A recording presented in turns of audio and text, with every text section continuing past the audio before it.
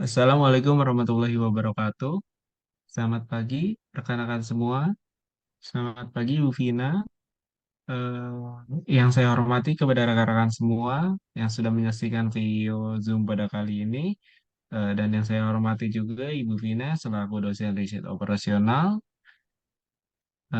Di sini kami dari kelompok 3 ingin mempresentasikan tentang metode simplex untuk memenuhi nilai mata kuliah riset operasional. Sebelumnya, lebih baik kita berkenalan terlebih dahulu. Di sini saya Dwiki Aditya, saya sebagai moderator pada Zoom kali ini. Dan saya pun tidak sendiri, di sini ada Anissa Agustia, Aulia Nursyarani, Ana Senik Zidane, Farda Octavia, dan Yose Padora.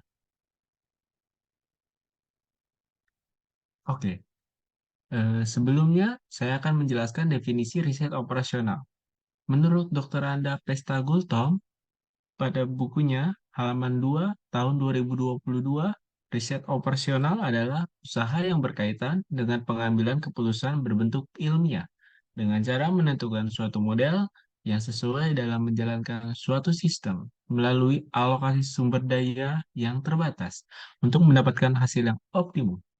Selanjutnya akan dibacakan oleh teman saya.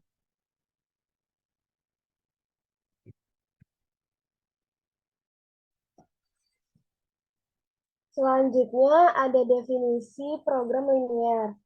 Pengertian linear programming menurut buku Rina Rahmatika halaman 1 tahun 2022 ialah metode penyusunan ilmiah di mana untuk tes penggunaan model numerik yang ditentukan untuk dapat melacak beberapa kombinasi pilihan pemikiran kritis.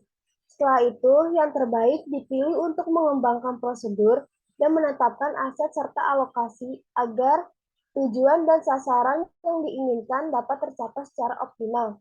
Dalam pemecahan masalah model, program linear dalam kombinasi produksi memiliki dua arah, yaitu yang pertama ada memaksimumkan keuntungan yang minimum maksimin, dan yang kedua ada meminimumkan biaya-biaya maksimal minimaks. Ada dua metode yang dapat digunakan untuk memecahkan masalah dalam LP, yaitu metode grafik dan metode simplex. Selanjutnya ada definisi metode simplex. Metode simplex merupakan salah satu teknik penyelesaian dalam program linear yang digunakan sebagai teknik pengambilan keputusan dalam permasalahan yang berhubungan dengan pengalokasian sumber daya yang optimal. Metode simplex dapat diartikan sebagai suatu cara untuk menyelesaikan permasalahan yang memiliki keputusan minimal dua variabel dengan alat bantu, yaitu menggunakan tabel. Pada metode simplex dibedakan menjadi dua, yaitu metode simplex maksimum untuk mencari keuntungan maksimal dan metode simplex minimal yang biasanya berhubungan untuk mengetahui biaya minimum.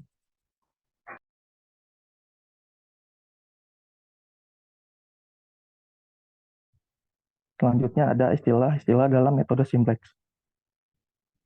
Yang pertama ada iterasi, tahapan perhitungan di mana nilai dalam perhitungan itu tergantung dari nilai tabel sebelumnya. Yang kedua, ada variabel non-basis. Variabel yang nilai diatur menjadi nol pada sembarang iterasi. Yang ketiga ada variabel basis. Variabel yang nilainya bukan nol pada sembarang iterasi. Yang keempat, ada solusi atau nilai kanan atau NK. NK ini nilai sumber daya pembatas yang masih tersedia. Yang kelima ada variabel slug.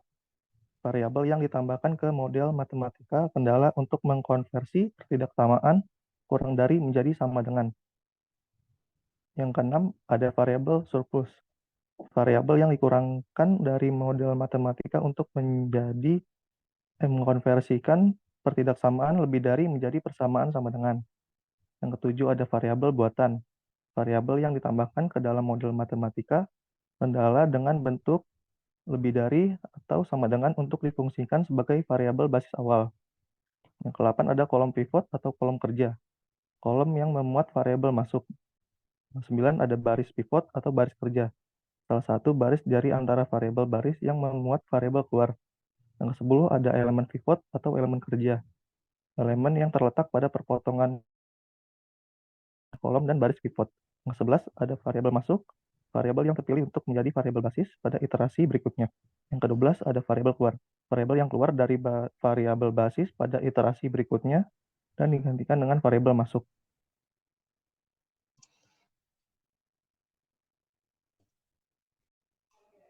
Selanjutnya, ada dari ketentuan yang perlu diperhatikan dalam penyelesaian metode simplex. Yang pertama adalah nilai kanan fungsi tujuan harus 0. Yang kedua, nilai kanan fungsi kendala harus positif apabila negatif menjadi 1. Yang ketiga, ada fungsi kendala dengan tanda kurang dari harus diubah ke bentuk sama dengan menambahkan variabel slack atau plus. Variabel slack atau surplus disebut juga variabel dasar. Penambahan slack variabel menyatakan kapasitas yang tidak digunakan atau tersisa pada sumber daya tersebut. Hal ini karena ada kemungkinan kapasitas yang tersedia tidak produksi. Yang keempat, ada fungsi kendala dengan tanda lebih dari diubah ke bentuk kurang dari dengan cara mengkalikan dengan minus 1, lalu diubah ke bentuk persamaan sama dengan ditambahkan variabel slack, kemudian karena nilai kanannya negatif, dikalikan lagi dengan minus 1, dan ditambahkan artifisial variabel yang disimbolkan M. Artifisial variabel ini secara fisik tidak mempunyai arti dan hanya digunakan untuk kepentingan perhitungan saja. Yang kelima, ada fungsi kendala dengan tanda sama dengan harus ditambahkan artifisial variabel M. Lalu selanjutnya ada studi kasus metode simplex, yaitu sebuah perusahaan akan membuat dua produk yang menggunakan dua bahan. Produk pertama menggunakan satu bahan A dan dua bahan B. Produk kedua menggunakan satu bahan A dan satu bahan B. Ketersediaan bahan A sebanyak 600 dan bahan B sebanyak 1000. Laba jual produk 1 sebesar 15.000 dan produk 2 sebesar 10.000. Berapa banyak produk 1 dan 2 yang harus dibuat untuk mendapatkan keuntungan maksimum? Lalu dalam penyelesaian,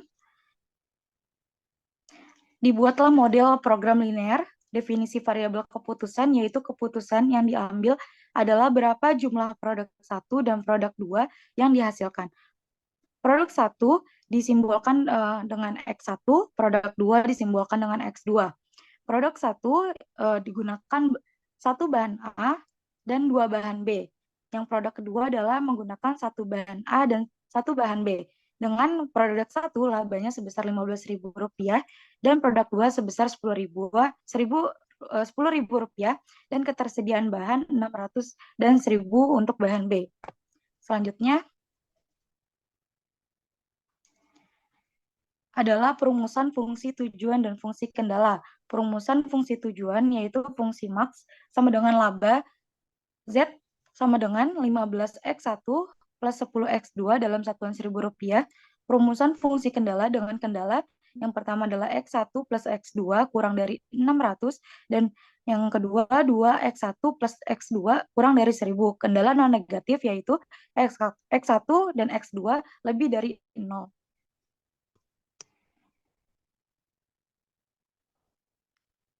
Selanjutnya, perhitungan menggunakan metode simplex. Yang pertama, menentukan fungsi tujuan dan fungsi kendala seperti yang sudah dirumuskan pada metode program linear. Selanjutnya, dirubah fungsi tujuan dan fungsi kendala ke dalam bentuk standar simplex, yaitu dengan fungsi tujuan Z minus 15X1 minus 10X2 sama dengan 0. Untuk fungsi kendala yaitu X1 plus X2 plus Lex1 sama dengan 600. 2X1 plus X2 plus Lex2 sama dengan 1000. Setelah menentukan fungsi tujuan dan fungsi kendala dalam bentuk standar, maka dilakukan tabel simplex dengan baris 0 yang berisi baris Z, baris 1 yang berisi select 1 dan baris 2 yang berisi select 2. Seperti berikut. Selanjutnya, melakukan perhitungan iterasi. Untuk perhitungan pertama yaitu menentukan kolom kunci. Kunci ditentukan dengan kolom yang mempunyai koefisien fungsi tujuan yang bernilai negatif dengan angka terbesar. Dapat dilihat untuk kolom yang memiliki angka terbesar yaitu berada pada kolom X1. yaitu seperti yang pada berikut. Selanjutnya menentukan baris kunci.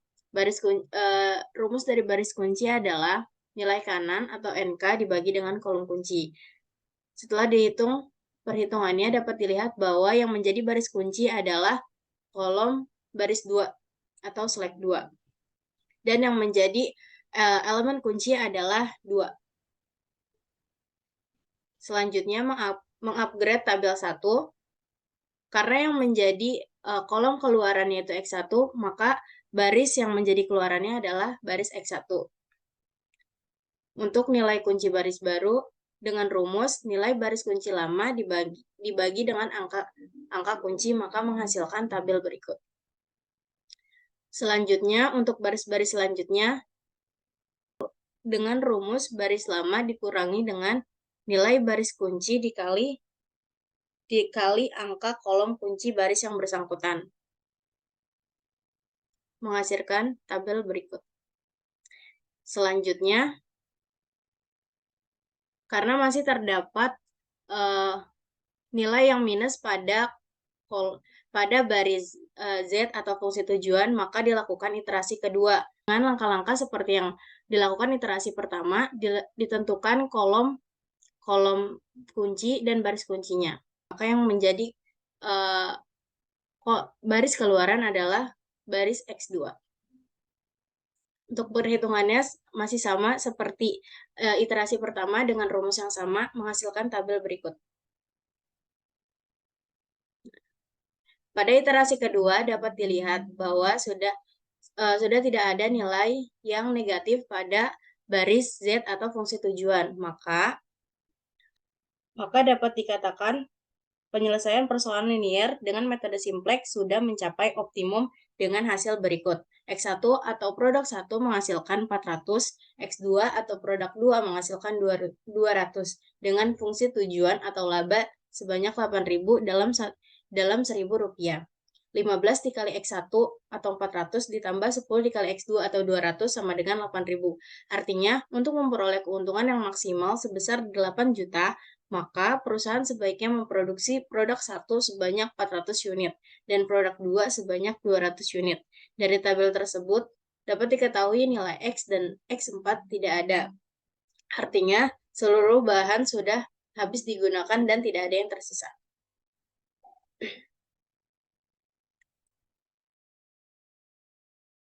Oke, sekian presentasi tentang metode simplex pada pagi hari ini. Mohon maaf bila ada salah-salah kata, mohon maaf bila masih ada kekurangan di dalamnya. Wabillahi taufiq wal hidayah. Wassalamualaikum warahmatullahi wabarakatuh.